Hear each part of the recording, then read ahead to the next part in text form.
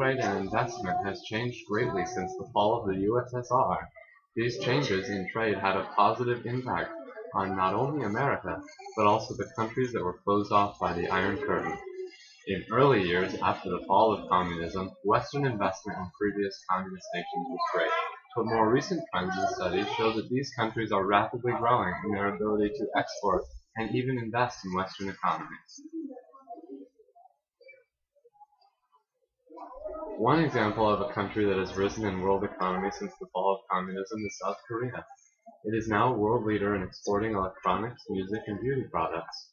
Some companies may recognize include JVP Entertainment, Samsung, and Etude House.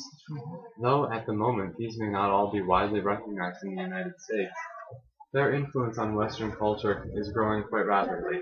The fall of communism not only allowed South Korea to prosper as a nation, but also allowed the Western world to have a glimpse of the country's culture. From a Samsung phone to a song sung by Psy, South Korea is a nation on the rise. Another example of a country that has prospered because of the fall of communism is Russia. Though this country may still seem like it has a long way to go, a look at the trade between Russia and the US would beg to tell a different story. As of this moment, the United States is pouring much more into the Russian economy than the Russian economy is pouring into ours. During the first 2 years of the fall of the USSR, America was investing greatly into Russia, but the tides quickly changed in another direction. An article not too long ago claimed that soon, Russia would be at par with the rest of the civilized world.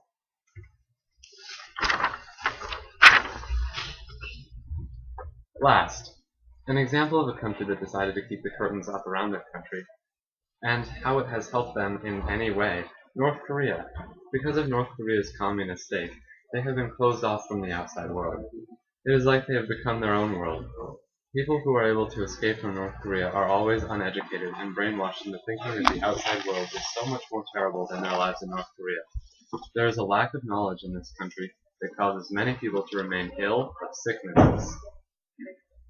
In conclusion, the fall of communism has been beneficial to every country involved. Though the fight was long and rough, both Russia and South Korea have greatly advanced as nations. But the dark past of communism still remains with the constant shadow of North Korea. Hopefully, one day, the people of that country will be free to learn, to believe, and not live in fear of their government.